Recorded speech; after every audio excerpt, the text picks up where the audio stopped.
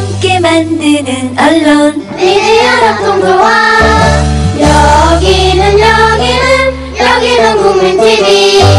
함께 만드는 언론 미디어 협동조합.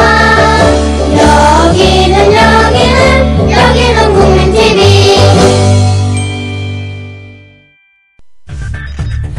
이강윤의 오늘, 이제는 정가 산책으로 함께합니다. 정치권 동향 생생하게 풀어드릴 분은요. 네, 한국일보 양정대 기자, 안녕하세요. 네, 안녕하세요. 새누리당 오늘 공천 룰 정할 특별기구, 이거 며칠 전부터 한다 했는데 투닥투닥거리느라고 못하고 있었죠? 네네. 그 위원장을 누구로 할 거냐, 사무총장한테 맡길 거냐, 아니다, 그거는 김무성 사람 같으니까 딴 사람 하자, 이거 가지고 티격태격 하던데. 네네. 그래서 김무성, 원유철, 서청원 이렇게 3자 회동을 한다고요? 예, 오늘 오전에 한번 만났고요. 예. 점심 직전에 한번 만났고, 오후에도 지금 한번 만났습니다. 아직까지 최종 결론은 안 났다고 하는데, 예. 어쨌든 오늘, 이제 내일이 휴일이니까, 예. 오늘 결론을 내고, 다음 주에 이 위원들 인선까지 해서, 네. 이제 그 특별기구를 공식 출범시키겠다. 지금 이런 입장을 갖고, 이런 계획을 갖고 있는데, 네. 아직 최종적으로 확정된 건 아닌데, 지금 당 주변에서는 그 친박계가 밀었던 이 김태호 최고위원이나 예.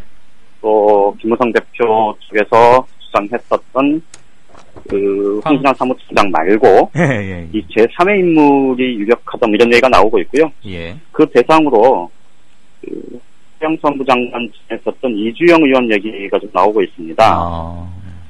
아직 단정적으로 좀 말씀드리긴 어려운데, 이주영 의원 쪽으로, 가닥이 좀 잡혀가는 것 아닌가, 이런 예상들이 많은 것 같습니다. 네. 근데 이제 그거보다 더 중요한 건, 물론 위원장 인선도 인선이지만, 실제 이제 그 안에서 어떤 논의가 어떻게 진행될 거냐, 이게 지금 몇 가지 쟁점들이 있는데, 대체로 지금까지 얘기된 게 이제 전략공천과 관련한 부분, 여론조사 반영 비율에 관한 부분, 이런 몇 가지가 있었지 않습니까? 그런 부분과 관련해서는 대체로 지금,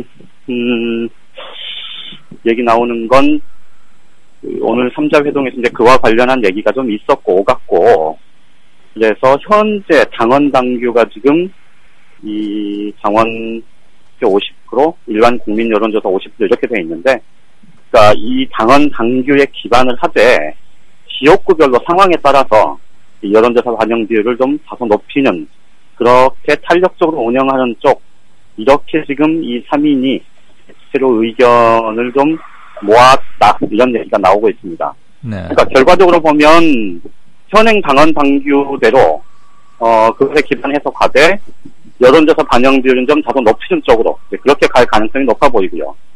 그리고 이제 18대 19대 때 그 김무성 대표가 이제 오픈 프라이머리를 주장했었던 가장 핵심적인 게 바로 이 컷오프나 또는 의정평가 이런 걸 통해서 이제 그 현역 의원들을 이 개파의 입맛에 맞춰서 다 잘라냈다 이런 주장을 해왔지 않습니까? 네.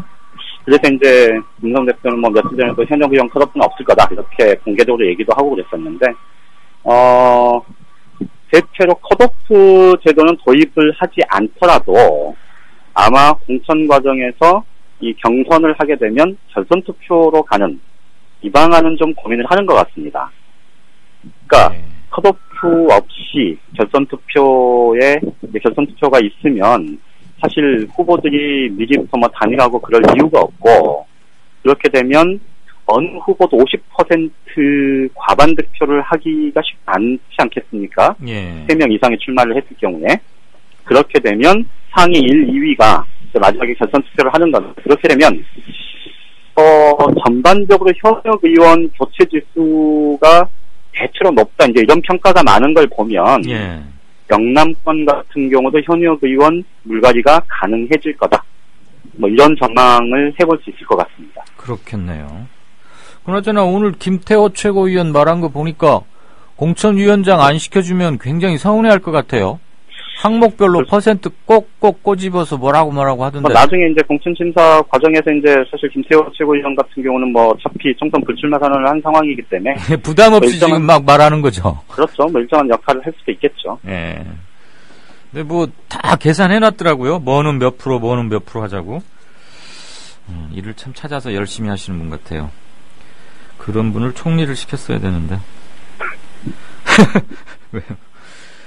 자, 새정치연합 소식도 좀 듣죠. 비주류 네네. 일각에서 내년 총선에서 친노당과 비노당으로 각기 나가는 방안은 어떠냐? 이런 얘기.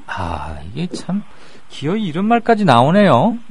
오늘 그 민진모 예. 소속의 예. 이 수도권 재선 의원이 기자들하고 점심을 먹는 자리에서 나온 얘기인데요. 누구라고 이름 말하기 좀 거시기해요? 뭐 그냥 말. 일단은 조금 어차피 뭐 기사화가 아마 내일 될 수도 있을 것 같긴 될 것 한데요. 같은데. 실명이 나올지도 모르겠는데 예. 그 의원이 뭐 어플을 걸고 얘기한 건 아니니까. 예. 이름 말하기 네? 뭐하면 어느 지역구만 말해도 돼요. 그러니까 수도권 지역 의원입니다. 예. 그 기자들하고 이제 만나서 점심 먹는 자리에서 그 얘기를 했습니다. 그러니까 두 가지인데요. 하나는 예. 그러니까 야당 어차피 야당이면 100석이나 80석이나 무슨 상관이냐. 그래서 신노당 그러니까 새정치민주연합 지금처럼 새정치민주연합으로 100석 얻느니 신노당과 비노당으로 나누어서 80석 얻는 게 더 낫다는 얘기가 있다. 그러니까 전원 형식으로 이제 이렇게 얘기를 했고요. 그런데 이제 본인의 의중도 좀 실어서 뭐 탈당해서 교섭단체 만들면 어차피 12월에 국고보조금 맞고 충분히 선거 치를 수 있다. 뭐 이런 얘기고요. 그리고 이제 그에 앞서서 한 얘기는 지금 이제 오늘도 안철수 전 공동대표가 혁신위 활동에 대해서 아주 강도 높게 이 야당 수집반장들하고 만나서 이제 비판을 했었는데 네. 그거하고 좀 궤를 같이 하면서도 조금 더 나아간 얘기인데요. 예. 혁신안이 사실 내용상으로는 괜찮은 거긴 하지만 네. 비주류 입장에서는 뭐 시쳇말로 발목 잡을 수밖에 없는 상황 아니냐. 그래서 더 세게 얘기하는 거다. 그리고 민진모가 주최하는 혁신 토론회 같은 거를 하는 것도 좀 세게 고춧가루를 뿌리려고 하는 거다. 뭐 이런 취지의 얘기를 해요. 그러니까 네.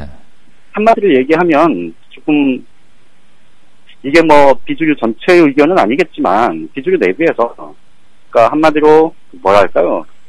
그러니까 상황 전체를 이 진영의 전체의 좀 대승적인 차원에서의 고민이라기보다 본인들의